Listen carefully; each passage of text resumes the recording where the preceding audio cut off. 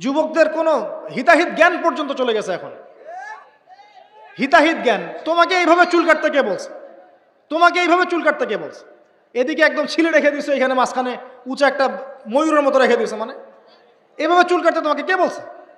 কে তোমাকে Messi follow করতে বলছে? তোমার জন্য রাসূল সাল্লাল্লাহু আলাইহি ওয়াসাল্লামের বাবরি চুলের সুন্নত নাই? আজীব একটা ব্যাপার। দাড়ি রাখছো, বিরাট কোহলির মতো দাড়ি রাখছো, কেন? রাসূল সাল্লাল্লাহু আলাইহি ওয়াসাল্লামের মতো ছাড়া দাড়ি রাখতে পারো না? আশ্চর্য। আমাদের আদর্শ চিন্তা হবে না? নবী সাল্লাল্লাহু আলাইহি ওয়াসাল্লামের মতো এত সুদর্শন হ্যান্ডসাম মানুষ থাকতে আমি কাকে ফলো করব?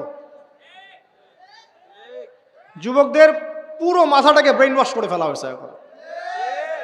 কারণ ওরা জানে খুব ভালো করেই, যুবকরা যদি আল্লাহর পথে ফিরে আসে ওদের সমস্যা আছে, সমস্যা।